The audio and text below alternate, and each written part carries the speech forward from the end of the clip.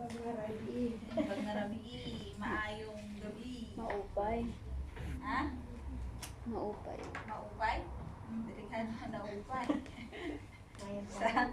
Sa Ilocano yung maupay.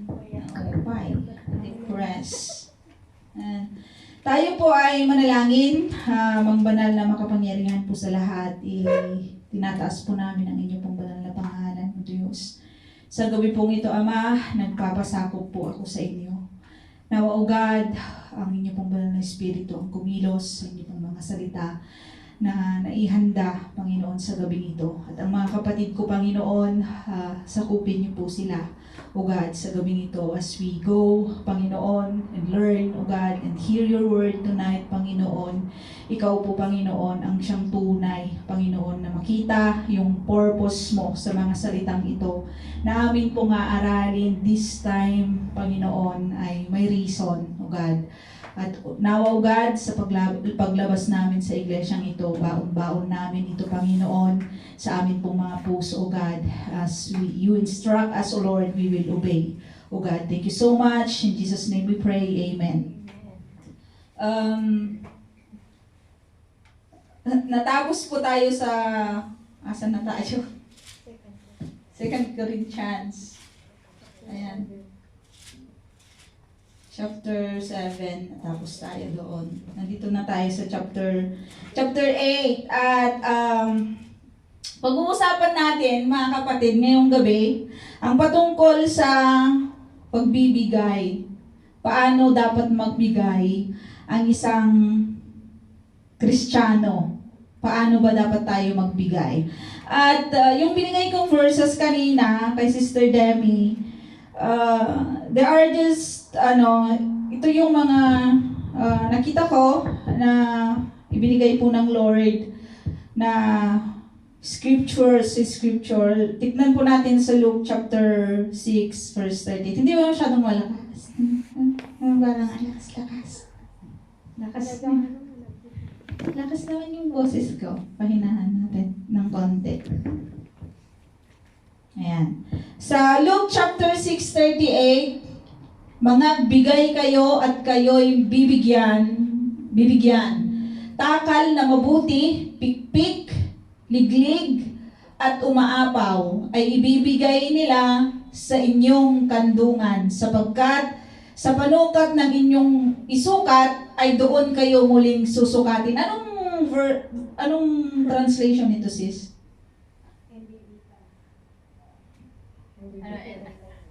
NIV? Hindi Hindi. Mangagbigay kayo. Parang iba yung kanina. Yung hindi siya magandang balita. Ayan. Pero the same yung kanyang sinasabi. Hindi ko sinaiintindihan yung pik-pik. Hindi ko yun... siksik. Hindi ko yun naunawaan, mga kapatid. Kaya mas hindi ko naunawaan itong Tagalog na ito. Pik-pik. Ang kasi, sa Ilocano, pik-pik, tapik-tapik. Yun. Pik-pikam. Pik-pikam. Hindi pik-pik pareho lang yun.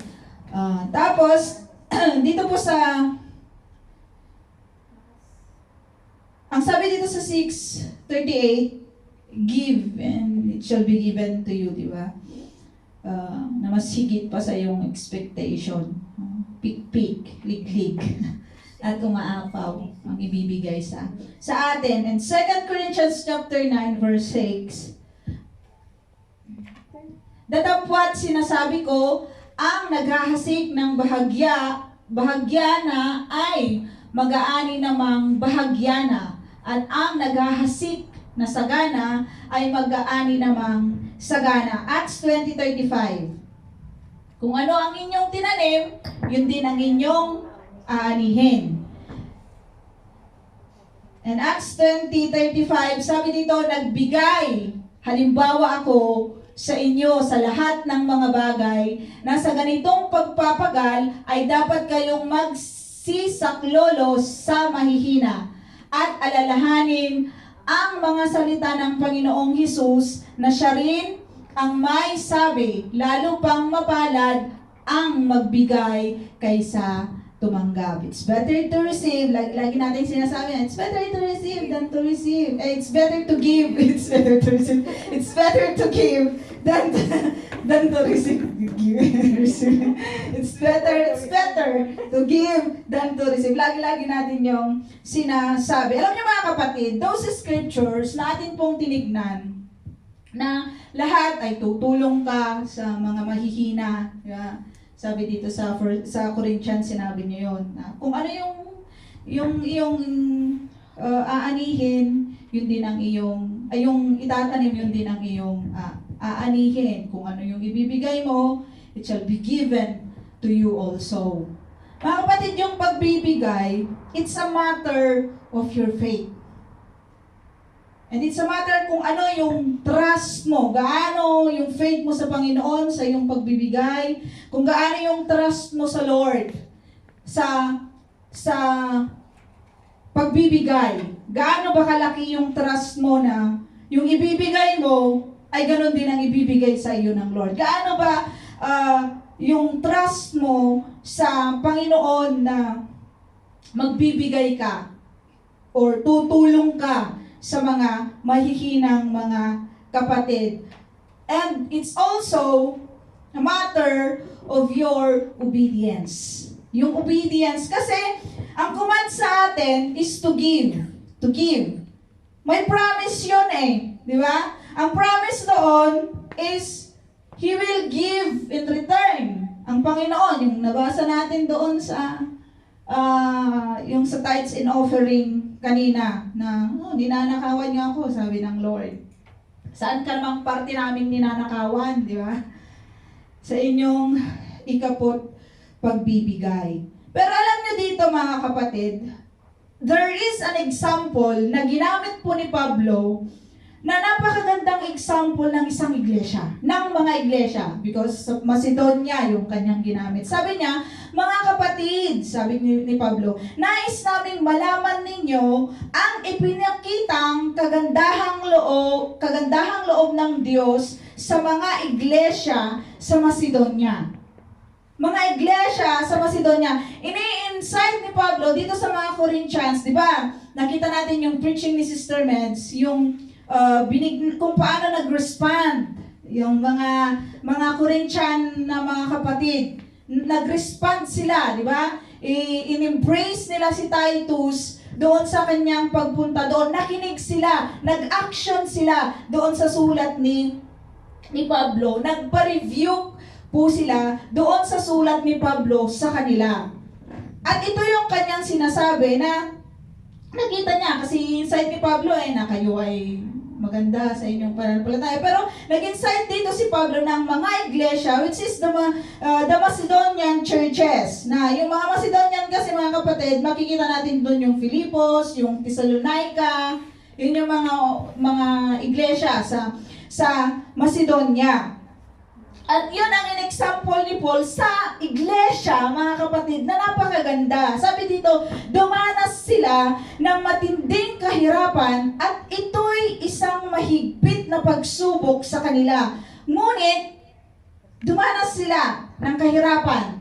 Kung alam natin na whether they are really poor, kasi alam natin sa mga kapanahunan nila, minipersecute ang mga Christian, di ba? Inihahabla sila doon sa korte, binubugbog sila, mahirap sila. Dito sa Macedonian na mga iglesia, mahirap yung kanilang kalagayan. Mahirap yung kanilang kalagayan. Pero ang nakakatuwa, mga kapatid, dito sa mga Macedonian na ito, na mga mananampalataya, ngunit, sabi ni Pablo, sa kabila ng kanilang paghihikahos, masayang-masaya pa rin sila at bukas ang palad sa pagbibigay. May mga problema sila, hirap na hirap sila, naghihikahos. Ano ba yung meaning ng naghihikahos, mga kapatid? Walang-wala na sila. Pero they have the joy. And they have the willingness of heart, mga kapatid, na magbigay. Na magbigay sa gawain ng Panginoon, na tumulong sa mga maralita, na tumulong sa mga nahihirapang kapatid doon sa Jerusalem. Di ba? Makikita natin na nagbibigay sila ng kanilang tulong doon sa main church. Sa main church. Kasi ang mga iglesia noong mga kapanahunan nila, mga kapatid, hirap sila eh. Hirap na hirap yung mga mananampalataya. Kaya kailangan ng mga tulong. Kailangan nila ng mga tulong. But alam niyo yung sitwasyon ng iglesia ng Macedonia, na sabi ni Pablo, naghihikahos na sila. Naghihikahos na sila, but they have the heart. Alam niyo yan, mga kapatid, if you have the heart, lang talaga na magbigay sa Panginoon, ano man ang kalagayan po natin, walang hadlang na tayo magbibigay ng para sa Panginoon. Ano ba yung para sa Panginoon, mga kapatid? Ano yung para sa Panginoon? Sino po ang mga nagtatides? Sino po ang mga tumutulong? Sino po ang mga nagbibigay? Sino ang nakakakita ng kailangan sa loob ng iglesia? Sino ang nakakakita ng mga kailangan sa labas ng iglesia na mga kapatid natin to the other churches? Sino po, mga kapatid? Nakikita po ba natin ang mga ito? But Paul incited us, mga kapatid, that we should have this heart. We should have the heart na masayang tumulong, hindi yung napipilitan. Huwag tayong magbibigay, mga kapatid, na napipilitan tayo. Kahit na konti lang yung ibibigay mo, kung napipilitan ka, nahugutin yun para sa mga nangangailangan, hindi yun tatanggapin ng Lord. Hindi yun tatanggapin ng Panginoon, mga kapatid. At nakita natin yung willingness ng mga taga-Macedonia at yung trust nila sa Panginoon. Di ba? Nag-trust sila sa Lord kasi may pangako ang Lord, di ba? May pangako ang Lord na kung ano yung ibibigay mo, ibibigay din sa iyo. Ibibigay siksik, liglig at umaapaw.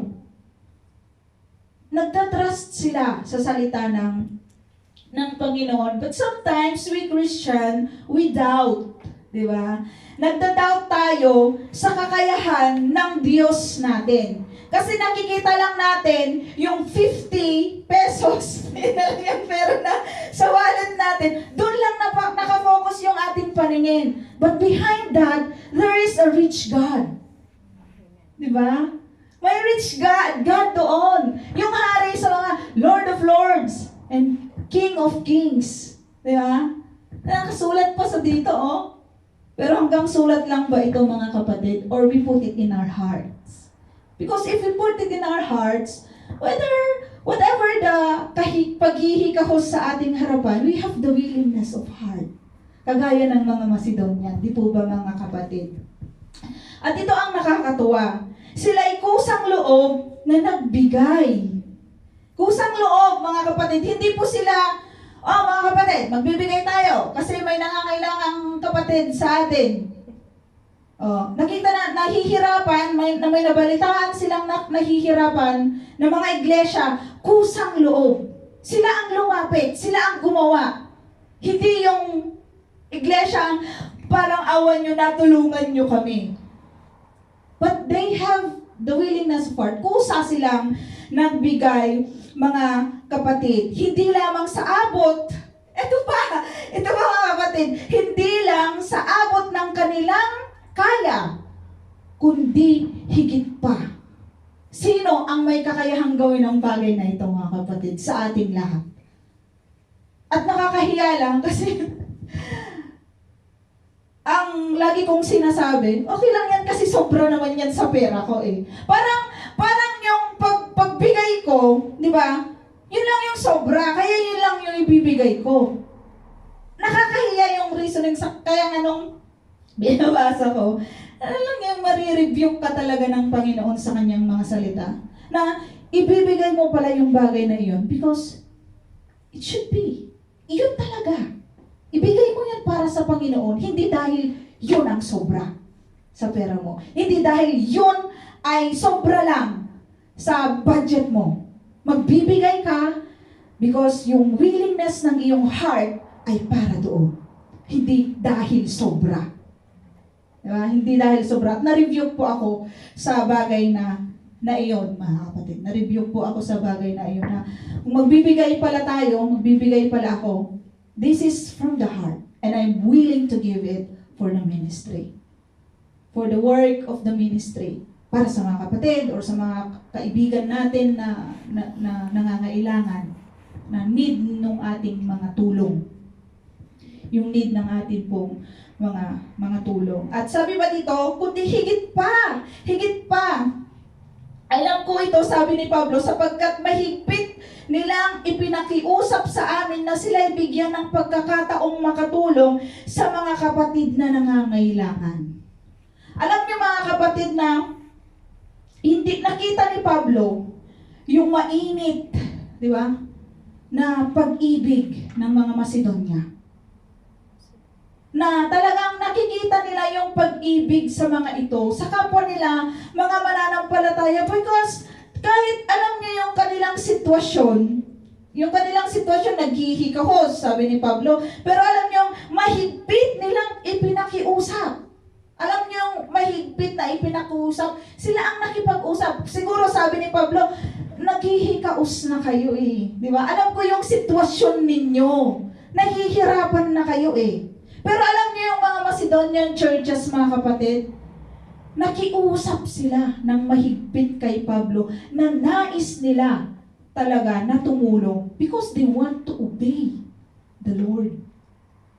They want to obey the Lord, mga kapatid, na kahit na nahirap, at ang maganda pa dito, higit pa yung ibinigay nila eh. Hindi lang yung sapat, ngunit higit. Diba? Higit pa sa kanilang makakaya. Ibig sabihin, talagang sobra. Kung halimbawa hindi naman sa atin mga kapatid na mga mananampalataya, pwede naman tayong magbigay, pwede tayong tumulong. Yun talaga ang ating gagawin na mga mananampalataya. Hindi dahil gusto mo na mas umangat siya. Sabi ni Pablo, hindi gustong umangat siya at ikaw ay maghirap. Diba? Tutulong tayo para yung kapatid ay hindi mahirapan. Para yung ibang iglesia ay hindi po mahirapan. Para yung atin pong iglesia ay hindi po mahirapan. Praise God, diba? Kasi every time, ang iglesia pong ito ay patuloy po na sinusustain ng Lord. Mga kapatid, sinusustain po ng Lord ang pangangailangan ng iglesia. Pero there were times, diba, na maghihigpit ang budget, diba? Tama po ba? Oh, there are times sa iglesia po natin na kailangan ganito muna. Di ba? And those time, mga kapatid, did you know it? Those time na nagaganito ang iglesia kasi kailangan natin gawin yung mga bagay na yon. And those time, nagbigay po ba tayo ng tithes po natin? Nagbigay po ba tayo ng tamang pagbibigay sa Panginoon? Nagbigay po ba tayo ng tamang tulong para sa ministry ng iglesia pong ito? Mga kapatid, pero kung hindi, ipaalala po sa atin ito ng Lord. Ano mga kapatid, hindi po ito sinasabi ng iglesia na dapat ito, ibigay mo. Walang naggaganon dito. But this is the word of God that we need to obey and follow. Hindi po nagnanakaw ang iglesia, mga kapatid. Hindi po nagpapayaman ang iglesia. Kasi nakikita naman po natin. Yung record naman ay nandyan. Yung record ay transparent naman. Kikita nyo yung kung nasaan pumupunta yung ating pong mga ikapo, yung ating pong mga handog sa Panginoon, yung ating mga, kasi may mga nagpe-pledge. Nakakatuwa. Nakita po ako, kasi ako na tumutulong na, kaya nakikita ko kasi tumutulong po ako kay Sister Meds sa kanya pong, sa pagre-record lang naman. Sa pagre-record. Pero nakikita mo yung mga kapatid, they're faithful. Faithful po ba tayo? All the time, mga kapatid. Faithful po ba talaga tayo sa ating pong pagbibigay? Ito po ay paalala at hindi po ito pagpapahiya sa atin. But it's to remind us that this is the way na magbigay po ang isang mananampalataya. Ito po ang turo po sa atin ng Biblia. At higit pa sa inaasahan namin, sabi ni Pablo, ibinigay nila ang kanilang sarili, una, sa Panginoon. Una, sa Panginoon at pagkatapos ay sa amin, ayon sa kalooban ng Diyos. Dapat nating ibigay, mga kapatid, ang ating sarili, una sa Diyos. Kahit bigay ka ng bigay, milyones nang ibinigay mo, but you don't give yourself to God, it's useless. Kapag ibinigay natin ang ating sarili sa Panginoon, we then can give yung lahat ng meron tayo para magamit po ito or gamitin ito sa will at purposes po ng ating pong Panginoon. Kasi kung hindi mo, first of all, you need to give yourself to God. How can you know how to give if you don't give to the Lord yourself? Kahit nga, di ba? Kasi yung mga unbeliever, di ba? They are, tulungin yung mga yan. Dami-dami nilang mga charity. Pero alam niyo mga kapatid, it's useless sa harapan po ng Lord kung ang buhay po natin ay hindi po natin ibigay. Yung ating pong sarili ay hindi po natin ibigay sa Panginoon. Mabilis lang tayo. Binibilisan talaga tayo. At sa lahat ng atin pong mga pinagkakalob nga, sabi ko kanina, anumang klase ito ng giving, useless mga kapatid. Kung ito po ay hindi natin unless you give yourself first to God. At dito sa verse 5, sabi niya, higit pa sa inaasahan namin, ibigay niya ang kanilang sarili, una sa Panginoon, kaya nga ibigay natin, di ba, yung ating sarili sa Panginoon. Pagkatapos, ay sa kanila, binigay nila ang sarili nila sa mga ministers. Nagpasakop po sila sa mga minister. Hindi yung naging pasaway sa mga minister ayon sa kalooban ng Diyos. It's all the will of God, mga kapatid. It's not the will of man. It's not the will, mga kapatid, ng mga kahit na sino man, but it's the will of the Lord. Kaya ipinakiusap namin si Tito dahil siya ang nagsimula sa gawain ito na kayo'y tulungan niya hanggang sa malubos ang pagkakawang gawa ninyong ito. Isinang out nila yung si Titus. Nakita ko lang yung character ni Titus, di ba? Na sila yung namuna sa gawain ng pagkakawang gawa. At siya po yung tutulong. Alam niyo kung i-handle talaga ng right person yung mga bagay na ito. May the right person lang talaga na mag-handle ng mga bagay. It will be successful. Di ba? At nakita natin na itong si Tito, sinat out ni Paul. Kaya pinadala namin yan si Tito. At alam niyo mga kapatid na pinakiusapan pala nila si Tito. At itong si Tito, sige, di ba? Willing si Tito na pumunta doon sa Corinthians. At nakita natin yung kanilang pagtanggap, di ba? Tinanggap nila si Titus, di ba? Yung pinag-aralan natin. At bumalik si Titus kay Paul, sinabi niya na ganito yung response ng mga Corinthians. And then, this is the way na papagyamanin pa ng mga taga-Corinthians. Kasi sabi dito sa verse 7, masagana kayo sa lahat ng bagay. Sabi niya, sa lahat ng bagay, masagana kayo. Di ba nag-response nga, di ba? Positive yung response ng mga Corinthians sa unang sulat ni Pablo. Masagana kayo sa lahat ng bagay. Una, sa pananampalataya, sa pagpapahayag, sa kaalaman, sa kasipagan, at sa inyong pag-ibig sa amin. Masagana sila sa mga bagay na ito. Sikapin ninyong maging masagana rin. Sikapin. Ibig sabihin mga kapatid, nagkukulang sila sa part na ito ang mga taga-Corinthians. Diba? Kulang sila. Kaya sabi ni Pablo, sikapin ninyong maging masagana rin sa pagkakawang-gawang ito. Diba? Masagana sila. They utter yung salita ng Lord, yung faith nila, masagana. Kasi positive na yung response nila doon. Kasi nakita natin kung gaano ka-problematic ang iglesia ng Corinthians. But they respond in a positive way. Nagpa-review po sila. Kaya itong si Pablo, in-insight ni Pablo yung kasaganahang meron. Diba? Nakita natin yung kasaganahang meron ang mga taga-Corinthians sa pananampalataya, sa pagpapahayag, sa kaalaman, sa kasipagan, sabi niya, at sa inyong pag-ibig sa amin. And they love, nakita natin yung pag-ibig nila, yung pag-embrace nila kay Titus. And so Paul urge them also to excel. Yeah. Mag-excel sila doon sa area ng giving and helping other na mga brethren that in need. Mga kapatid, yung faith, masagana na sila. Sa iglesyang ito, mga kapatid, saan po ba tayo masagana?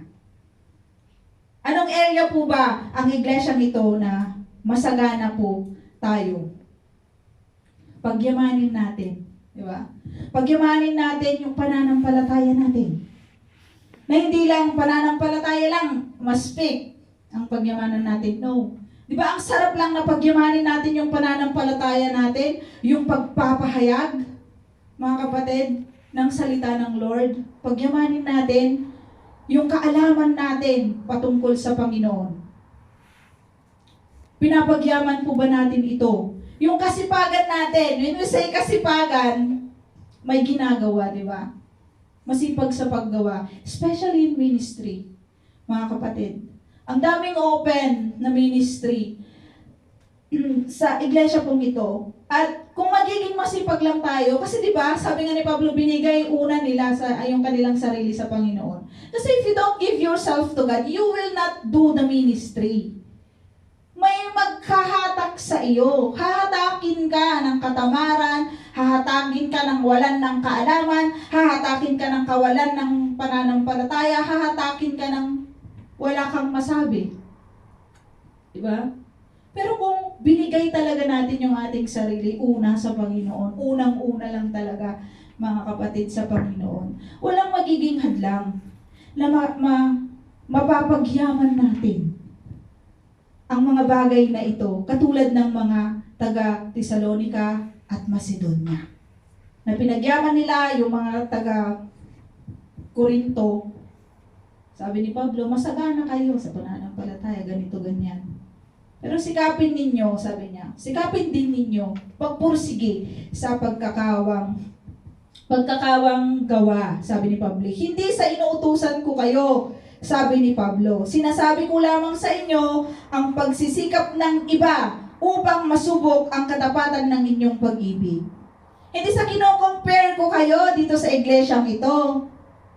Hindi sa pinagyayabang ko yung iglesyang ito. Sinasabi ko lang, sabi ni Pablo, at hindi ko kayo inuutusan. Sabi ni Pablo, sinasabi ko lamang sa inyo ang pagsisikap ng iba upang masubok ang katapatan ng inyong pag-ibig. Kung gaano katapat yung pag-ibig po natin sa iglesia. Kung gaano katapat yung pag-ibig natin sa Panginoon, sa pag-uubay po sa Panginoon. Mag-example tayo ng isang kapatid dito na nagta-tithes, nagbibigay ng offering. Si Pastora, hindi ko pinagyayabang na si Pastora ay laging nagbibigay yan ng tithes, laging tumutulong yan, walang nakakalam, pero alam niyo mga kapatid, but it's an example na tutularan natin dito po sa loob ng iglesia. Diba? Napakaganda kasi may mga leader po tayo that they live what they say. Kasi karamihan po sa mga iglesia, sa mga kapanahunang ito, yung mga nagta-tithes, sige, tithes ng mga tither, madaming mga tither. Pero alam nyo, kung anong ginagawa nila sa mga bagay na ito, para lang sa kanilang sarili. Or para sa mga nagsasabing founder. Founder, nagkumukuha ng mga parang lintang, nag-uusapan namin gano'n, sip-sip lang sila ng sip-sip sa mga churches kasi sila ang founder. Imagine that, mga kapatid, na reasoning ng mga nagsasabi na mga mananampalataya. Nagsasabi ng mga leader sa loob ng iglesia. Di ba? Na kinukuha nila. First time ko talagang narinig kay Sister Mitz, yung tithes of tithes. Tithes of tithes. Hindi ko yun hindi ko yun, I don't know mga kapatid, but this is honestly from my heart. ayaw ko talaga yung tithes of tithes. Kasi the tithes is tithes. It's in the church. And wala pong sinabi ang kasulatan. Sabi doon, yung mababasa natin sa Malakay 3:10, it's in the house of the Lord. Di ba? Sa atin yun eh. Dito sa iglesyang ito, may mga tithes ang mga kapatid. It will used here. And it will gonna help the other churches gaya ng ginawa po ng mga taga-Macedonia. Yun ang gagawin natin. Yun ang gagawin natin kasi binigyan po tayo ng ehemplo. Diba? Ng iglesia. But I don't know. Kung mali po ako mga kapatid, kung mali po ako sa bagay na ito, sa hindi ko po pag-sang-ayon sa bagay na yan, nawa ang Lord yung magtama. Yeah? Nawa ang Lord yung magtama po sa akin sa bagay na yun. But I will not support this kind of tithes. Because tithes is tithes. That it will gonna be in this church. The tithes of this church will be used in this church and will use this church to outreach outside the church. It will help the others, mga kapatid. At naiinis lang din, nakakainis lang din yung mga nababalitaan mo na ang yayaman ng kanilang mga leader. Di ba? Ang dami-dami nilang mga sasakyan. But you can see the churches na sinasabi nilang churches nila na sila yung founder. Sila yung founder ng mga iglesia na nahihirapan. Diba? Kulang sa mga gamit. Diba? Mahirap po yung ganong mga bagay. Tapos may nagsasabi, wala nang tithes sa New Testament. Wala na, kaya wala nang tithes. Buburahin na natin yon. Sino ang nagsabi? Diba? Sino ang nagsabing mabubura ang tithes and offering? Binura po ba ng Lord? Hindi naman binura ng Lord yung bagay na. Alam niyo ang binura ng Lord, Panginoon, our sin. Yung sin po natin. Yung offering, yung offer na ginagawa po sa Old Testament, yun po ang nabura. Yun po ang inabolish ng Lord. Kasi ibinigay na niya yung kanyang sarili. At yun pong atin pong tithes. Kaya nga, nakiki-argue yung mga mananampalataya sa pagbibigay. Sa tithes and offering. Why? Na-questionably yung mag-question ang isang mananampalataya sa pagbibigay at sa tithes. Bakit? Yung iyo sa Lord yan. Kung ano kaya kung ang sinabi ng Lord ibigay nyo lahat sa akin kasi pag-aari ko yan. Ano kaya yung magiging reaction natin, mga kapatid? Pero alam niyo mga kapatid, napakaganda lang kasi it's a matter of our obedience. Di ba? It's the matter yung love natin sa atin pong mga kapatid na tutulungan po natin sila. Pero alam niyo yun, nakaka-bless din ang iglesyang ito. Kasi the times of mourning, times of, alam niyo yun, na in a simple way, tumutulong po ang iglesia. And that's their love. Di ba? Yun po yung pag-ibig ng iglesia pong ito. At ipagpatuloy natin. Hindi tayo mag-i-stop mga kapatid, pero palaguhin pa natin, pagyamanin pa natin ang mga bagay na ito. Sabi dito, hindi sa inuutusan ko kayo, sabi ni Pablo, hindi kaila sa inyo ang kagandahang loob ng ating Panginoong Hesukristo na kahit na mayaman ay naging dukha upang maging mayaman kayo sa pamamagitan ng kanyang pagiging dukha. This is the best example. Na sa mga panahon na sinasabi mong nahihirapan ka, na sinasabi mong, ito na lang, hindi ko na kayang tumulong. Ito na. Alam niyo yung best example mga kapatid, dito na sinabi ni Pablo, yung kagandahang loob ng ating Panginoong Hesukristo, na kahit na alam natin na siya ay anak ng ating Ama, na pinakamayaman sa lahat ng mayaman, the King of Kings, ay naging dukha siya upang maging mayaman tayo. Upang mabswelto talaga tayo, mga kapatid. At sa pamamagitan, tignan mo yung kapanganakan ng Panginoon. Di ba?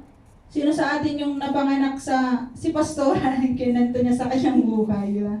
Parang katulad, noon daw, naiinis siya kasi yun yung kwento ng kanyang kapakanakan. Pero nung naging Christian na siya, tuwang-tuwa siya. Kasi parang, it's the same with the Lord, di ba? Hindi naman, it's the same na doon sa bukid ba yan? Bukid. Bukid, ano pastora? Doon siya ipinanganak. Alam niyo yung pinortray talaga ng ating Panginoong Hesukristo. Di ba? Na yung pagiging mahirap. Hindi siya, isa lang siyang anak ng karpentero, mga kapatid. Pero alam niyo yung kanyang mga ginawa? Di ba? We know the work of Christ, mga kapatid, dito sa lupa. Na, if you remember, na di ba kasi yung, na ang akala nila ay si Judas ay si Kristo ay magbibigay lang ng tulong. Di ba? Alam niyo na makikita natin dito na even na gano'n yung mga fisherman, pero nagbibigay sila ng tulong sa mga dukha. In the ministry of Jesus Christ, nagbibigay po sila ng tulong. Mga kapatid, pinortray po ng ating Panginoong Hesukristo ang lahat ng ito. Namatay siya para sa iyo at sa akin. Diba? Para maabsuelto po tayo. Kaya nga mga kapatid, tayo po ay maging tulad ng ating Panginoon. The Macedonia, diba? Is the best example. Best example sa pagbibigay. Pinagyaman nila ito. Pero yung pinaka-the best na example ng isang iglesia sa pagbibigay, it's our Lord Jesus Christ. It's our Lord Jesus Christ. At yung, sabi dito sa verse 10, malapit na tayo mga kapatid, kaya ito ang payo ko, mas mabuting ipagpatuloy ninyo ang inyong pag-iipon. Payo ko, sabi ni Pablo. Mas mabuting ipagpatuloy ninyo ang inyong pag-iipon ng kaloob na simulan ninyo noon pang 1 taon. Kayo ang nanguna, sabi ni Pablo, hindi lamang sa pagsasagawa nito, kundi maging sa paghahangad. Diba? Nanguna sila sa gawain ito mga kapatid, ang mga taga-Corinthians. Sila ang nanguna sa pag-iipon para tumulong sa mga kapatid. Pero nag-stop sila. Diba? Nag-stop sila. Kayo ang nanguna, hindi lamang sa pagsasagawa nito, kundi maging sa paghahangad. Kaya tapusin na ninyo. Ito, exclamation mark pang ang sigasig ninyo noon sa paghahangad ay tumbasan ninyo ng sigasig. Natapusin ang bagay na ito. Magbigay kayo ayon sa inyong makakaya. Magbigay kayo ayon sa inyong makakaya. Kasi ang mga taga-Corinthians, mga kapatid, nanguna sila sa pagbibigay ng tulong. Macedonian hindi ko alam kung sa Acts, ata yun mga kapatid, correct me if I'm wrong, na di ba nagpadala sila ng tulong sa Jerusalem? Macedonian ni Nakaya. Kabilang po doon ang Corinto. At sinimulan nila ang bagay na ito. They have, alam mo yun, na they have good purposes, may mga magagandang intention sila, talagang gumawa sila ng project na mag-iipon, di ba? Nag-iipon sila noon pang 1 taon. Nag-start sila. Ngunit ang problema, mga kapatid, naghang lang sila doon. Hindi natapos kaya tapusin nyo na. Diba? Sabi ni Pablo, tapusin nyo na yung pag-iipon, ituloy na, pagyamanin na yung bagay na ito. Hindi nila itunuloy, hanggang doon lang sila. Diba? Hanggang doon lang sa sinabi nila. Alam niyo mga kapatid na kung hindi natin plano lang yung ginagawa sa iglesyang ito, walang matatapos, diba? Kailangan ng aksyon. Kailangan natin ng aksyon na tapusin ang mga bagay-bagay sa loob po ng iglesia, na magkaroon ng progress yung atin pong kaya nga mamaya magka-calendar planning ang iglesia. At yung mga calendar planning na yon sa 1 taon, gagawin natin. Paplano natin, by the will of God, magagawa po natin yung kung papahintulutan po ito ng Lord. Magbigay kayo ayon sa inyong makakaya. Diba? Sabi nga ni Pablo, hindi ko kayo inaano, sabi ni Pablo. Ngunit ito ang payo ko. Pinapayuhan niya ang mga taga Korinto. Kaya tapusin na ninyo, sabi niya, ang sigasig ninyo noon sa paghahangad ay tumbasan ninyo ng sigasig na tapusin ang mga bagay na ito. Alam niyo, kapag masigasig tayo, mga kapatid, kailangan tapusin natin yung pagiging masigasig natin sa mga bagay-bagay. At ating pong pagtulong, matulungin naman ang iglesyang ito. Matulungin po ang iglesyang ito, mga kapatid. Matulungin po tayo. Praise God. Di ba? Praise God for that. Hindi praise me, but praise God. Sa bagay po na yan. Sapagkat kung may hangaring magbigay, tatanggapin ng Diyos ang inyong kaloob ayon sa inyong makakaya at hindi ayon sa hindi ninyo makakaya. Mga kapatid, hindi mo naman kailangang magkanda hirap-hirap pag nanakaw ka na para makatulong ka. No. Mga kapatid, kaya ano man po yung kaya nating ibigay. This is a matter of trust sa ating Panginoon, mga kapatid. This is a matter of our obedience sa Panginoon. Ano ba yung kaya mong ibigay? As we read yung atin pong mga verses kanina, inuna ko yung mga verses na yun na yung mga binasa natin kanina. That's the promise if you give. Diba? Yun ang mga promises ng Lord when you give. At gaano yung kakayahan mong magbigay. Ano po yung kakayahan nating magbigay? Yung kaya mo. Kaya mo lang ba yung sobra lang, nakatulad ko. Alam niyo yun, mga kapatid, nakakaya. Kasi okay lang yan kasi sobra naman yan Yabang. Okay lang yan kasi sobra naman yan Meron pa naman ako Diba? Ang yabang. Diba? Mayabang lang talaga yung word ko na yun, mga kapatid. Pero alam nyo, nakakahiya. Pero salamat sa Lord kasi He let me read this scripture and He let me see myself. At hinayaan po niya na makita ko yung sarili ko na if you give willingly. Kasi you are willing to help. You are willing to give. It's not because it's sobra. And it's not because meron ka ba, mga kapatid. Pero I want to take the Macedonian as my example.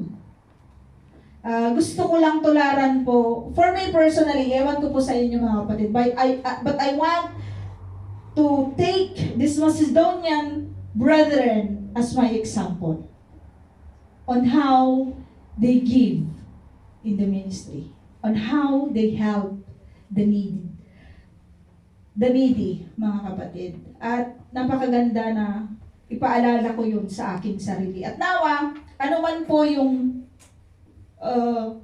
pinapaunawa po sa inyo ng Lord patungkol sa bagay na ito, nawa, mag-obey po tayo. Huwag tayong mag-resist. When God is commanding you to give, don't resist. Give. Give. Kasi kinocommand ka ng Lord for that. And that's the time that you trust Him. That's the time when God commands you to give, that's the time you trust Him, mga kapatid. At hindi ka lang po nagtatrust sa isang tao. Nagtatrust ka po sa isang hari ng mga hari. Nagtatrust ka po sa Diyos na tumutupad ng kanya pong mga pangako. Hindi sa ibig kong guminhawa ang iba. Ito na yung sinasabi natin kanina. At kayo na may mabibigyan. Kayo naman, at ang iba, at mabigatan naman kayo. Sabi niya, hindi ko ibig guminhawa ang iba at mabigatan naman kayo. Ang ibig ko ay matulungan ninyo ang isa't isa. Masagana kayo ngayon, marapat lamang natulungan niyo ang mga nangangailangan. Kung kayo naman ang mangangailangan at sila'y sumagana, sila naman ang tutulong sa inyo. Sa ganon, makakapantay-pantay ang kalagayan ninyo. Magkakapantay-pantay ang kalagayan ninyo. Tulad ng nasusulat, ang kumuha ng marami ay hindi lumabis at ang kumuha ng kaunti ay hindi naman kinulang. Napakaganda nito, mga kapatid, di ba? Ikaw ang meron ngayon, siya ang wala. Tulong-tulong. Hindi po ipinapakahulugan sa ating lahat na tayo ang maghihirap, tutulungan mo siya para siya na lang ang mas mataas. Hindi, mga kapatid. Para pantay-pantay. Magkakapatid tayo eh. This is the reason why we call brethren. Diba? Sa lahat ng aspeto po ng ating pong buhay, even hindi lang brethren tayo kasi sabay-sabay tayong kumakanta ng praise and worship. Hindi lang sinasabi natin na brethren tayo kasi nandito lang tayo sa building na ito. Hindi lang sinasabi natin na brethren tayo kasi magkakakilala lang tayo. Brethren tayo sa lahat ng aspeto, mga kapatid. Even when the times na tayo po ay nangangailangan. Kung may nakikita tayong mga kapatid, we know them. Pero paano natin malalaman yun kung hindi naman natin pinapahalagahan yung fellowship? Di ba? Yung panahon na tayo po ay magkukwentuhan, wala naman tayo. Di ba? Ano yan? Eat and run. Eat and run naman tayo. Kaya nga, we encourage you mga kapatid, na mag-day off kayo. Mag-day off po tayo, magbigay tayo ng 24 oras para sa Panginoon. Di ba? Para sa ating mga kapatid, para sa fellowship. At malalaman mo yung kwento ng bawat isa. And that's the time when God touches us to help them because we know that they are in need. That's the time we need to obey the Lord. Di ba mga kapatid? Malalaman mo paano natin malalaman kung wala nga tayo, di ba? Kung wala tayo, hindi natin malalaman. Kaya nga mga kapatid, pahalagahan natin kasi they are your brethren. I am your sister. Di ba? Kayo ay aking mga kapatid at hindi lang po ito panlupa. Hanggang sa magkikita-kita tayo po sa langit kung tayo po ay mananatiling tapat hanggang wakas. Kaya napakahalaga, mga kapatid, na pahalagahan natin yung fellowship. Mapakakapag-usap-usap tayo, makikita natin yung mga pangangailangan ng mga kapatid, makikita natin yung mga pangangailangan ng ibang mga kapatid sa ibang iglesia. Even in your home churches. Di ba? Even sa mga home churches po ninyo. Dati, di ba, Pastor, may sinasabi kayong mga project na pinapadalhan po yung mga pastors at ng mga shoes, mga pera pa? Pera pala, pambili ng shoes nila. Diba? Napakagandang ipagpatuloy natin yung mga bagay na yon. Diba? Kaya nga mga kapatid, ipagpapatuloy natin yon. Hindi lang po isang tao ang gagawa. Diba? We need all of us. Kailangan nating magbigay. Kailangan nating tumulong. At ano yung kaya mong ibigay? Ano yung kakayahan mong ibigay? Mga kapatid, yung galing sa puso mo. Gaano kalalim yung pagtitiwala natin sa Panginoon sa bagay ng pagbibigay. Gaano po yun kalalim, mga kapatid. And sabi ko nga, mga kapatid, it's not to ipahiya. Hindi yung ipapahiya ka ng salitang ito ng Lord, but it gives us encouragement and review and give us the thinking, mga kapatid, yung pagsunod natin sa Panginoon, mga kapatid. Kaya nga isip-isipin natin yung mga bagay na ito kasi mananampalataya tayo at ito yung standard po ng Lord sa pagbibigay. Manalangin po tayo. Heavenly Father, thank you so much, O God, sa inyo pong mga salita. Salamat, Panginoon, dahil tunay nga na ikaw po ang Diyos na buhay, na nagbibigay po sa amin ng tunay, Panginoon, na katuruan, O God. Salamat dahil yung pag-ibig mo, Panginoon, na ipinuno mo po sa amin. Pinuno mo kami, Panginoon, ng pag-ibig mo. At yun po yung magdadala po sa amin, Panginoon, in order for us to know how to give, O God. To know, O Lord, na makita, Panginoon, yung nais mo, Panginoon, na tumulong po kami, Panginoon, saan mang aspeto, Panginoon, ng ministry. At sa buong iglesyang ito, Panginoon, salamat. Dahil may mga kapatid po kami, Panginoon, na tunay, Panginoon, na nagtatrust, Panginoon, sa inyo. Talagang binibigay po, Panginoon, ang para po sa inyo. At Lord, pagyamanin niyo po ang bawat isa po sa amin sa bagay po na ito. O God, thank you so much. In Jesus' name we pray. Amen. Amen.